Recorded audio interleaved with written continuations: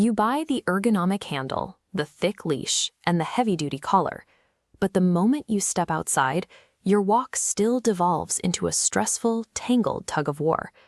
The reason we struggle to walk our dogs is that we approach the process backwards.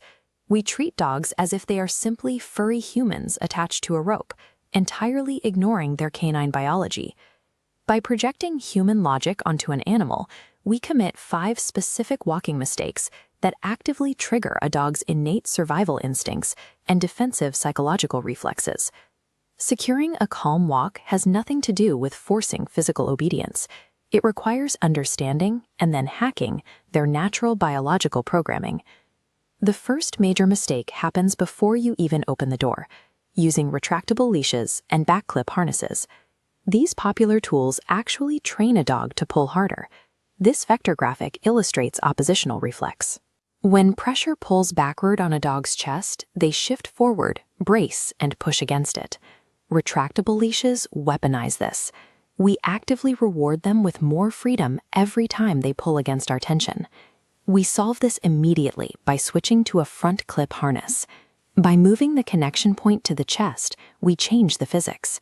When the dog pushes forward, the harness mechanically redirects that momentum to the side, breaking the oppositional reflex without pain.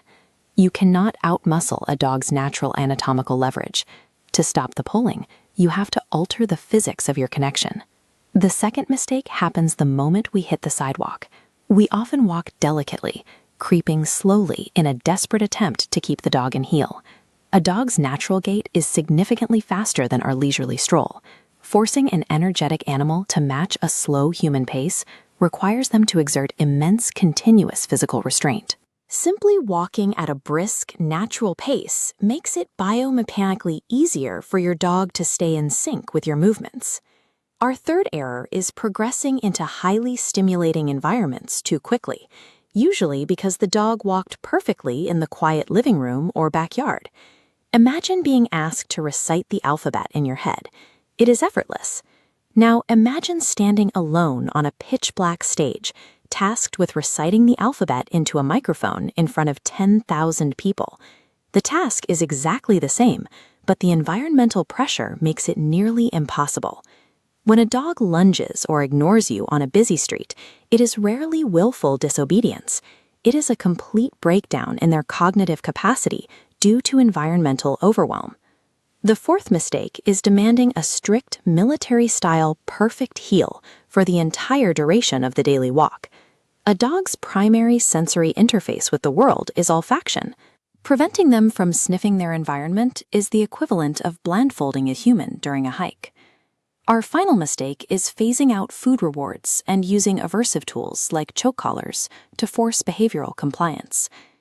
Tension on a choke collar constricts the trachea and blood vessels, risking intraocular pressure spikes and cerebral ischemia. Behaviorally, this line graph shows a clear correlation. Aversive tools directly increase the probability of defensive aggression, elevated stress, and lowered body postures. Expecting a dog to perform the complex impulse control without high-value rewards defies operant conditioning, the basic science of how behaviors are learned. You wouldn't continue a difficult job if the paycheck stopped, and neither will your dog. To communicate that paycheck is coming, we need salient verbal markers. These are distinct, high-pitched sounds that cut through environmental noise to pinpoint exactly when the dog succeeds. Suppressing a dog's primary senses while withholding clear, rewarding communication guarantees you will end up with a highly stressed, highly reactive animal. The goal is a cooperative walk. We want a relaxed handler, a slack loop in the leash, and a dog free to calmly explore. We achieve this by yielding to canine sensory needs and bypassing their defensive reflexes, rather than fighting them. Discard the retractable leashes, use front clip harnesses, communicate clearly with high-value rewards, respect the biology.